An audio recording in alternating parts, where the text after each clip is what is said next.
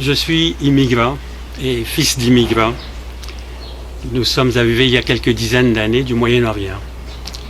Et puis nous avons quitté au Moyen-Orient la discrimination et l'injustice.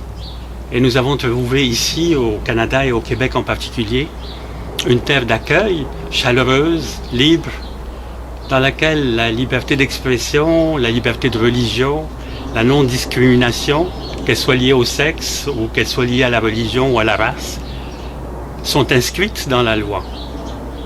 Une terre de paix et de liberté. Et je suis personnellement pour la loi 21 qui va inscrire la laïcité dans nos lois et surtout dans la Charte québécoise des droits et libertés. Pour moi, la laïcité, c'est fondamental. La laïcité, c'est la séparation de l'État et des religions. Et c'est une excellente chose. C'est assurer à tous un État neutre vis-à-vis des religions, un État qui s'affiche, certes, par sa neutralité dans ses décisions, mais aussi qui l'affiche par ses représentants qui ne porteraient aucun signe religieux. C'est très clair pour moi que cette proposition favorise l'harmonie et le mieux vivre ensemble. On peut facilement imaginer des situations comme par exemple celle d'un policier qui se fait en kippa et qui arrêterait une femme qui se fait en hijab. Et elle pourrait se demander si c'est parce qu'il est juif qu'il l'a arrêté. Et ce, même si le policier en kippa était absolument irréprochable. Pourquoi exposer la société à ces tensions inutiles? Les citoyens ont le droit d'avoir des représentants de l'État qui soient neutres et qui affichent leur neutralité, parce que l'État doit être neutre et doit être incarné par des représentants qui ne portent pas de signe de leur appartenance religieuse et de leur croyance, quelle qu'elle soit politique, qu'elle soit religieuse ou autre. Ça vaut aussi en particulier pour l'école. L'école est le lieu par excellence de l'éducation à la citoyenneté et nos enfants, qui sont à l'âge de la construction de leurs croyances, de leur jugement, de leur identité et de leurs convictions, ne doivent pas être exposés à des signes religieux portés par leurs enseignants.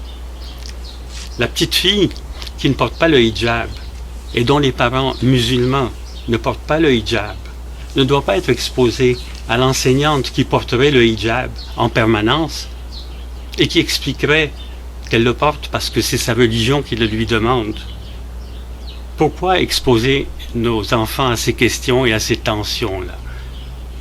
Il y va de la liberté de conscience de nos enfants, comme celle des parents. L'absence de signes religieux respecte tous les croyants, et aussi les incroyants, qui sont eux aussi heurtés lorsque on affiche des signes religieux. D'ailleurs, on pourrait se demander si on accepterait que des incroyants manifestent leur incroyance à nos enfants à l'école. Accepterait-on qu'un enseignant incroyant, convaincu et sincère, affiche son incroyance en portant tous les jours un chandail où serait inscrit « Dieu n'existe pas ». C'est difficile. Alors la seule façon, à mon avis, de respecter la liberté des consciences des enfants et des parents, c'est de ne pas permettre les signes religieux à l'école. Cette mesure est très modérée et le gouvernement a même introduit une clause de droits acquis ou clause grand-père pour accommoder les enseignants en poste qui ne veulent pas se conformer à la règle. Mais je pose une question. Allons-nous céder sur la liberté de conscience des enfants et des parents pour accommoder ceux qui ne veulent pas se conformer aux règles et à la volonté clairement exprimée par la majorité et qui sont en plus en position d'autorité vis-à-vis de nos enfants? Je trouve que la liberté de conscience des enfants devrait primer et que si le gouvernement maintient la clause des droits acquis, je réclamerai une clause de retrait de nos enfants des classes dont les enseignants porteraient des signes religieux. En terminant, je pense que tout compte fait, ce projet de loi est modéré. Il est nécessaire pour l'harmonie sociale, dans une société de plus en plus pluraliste, de plus en plus multiethnique, et multiconfessionnel. Il ne heurte aucunement le droit de pratiquer sa religion, ni aucun droit fondamental. Il s'adresse seulement à l'affichage des signes religieux sur son lieu de travail, pendant les heures de travail, d'un sous-ensemble des employés de l'État qui desservent l'ensemble de la population. On ne touche pas là à un droit fondamental. C'est un projet de loi modéré, équilibré, qui va favoriser à long terme la paix sociale et l'harmonie et le mieux vivre ensemble.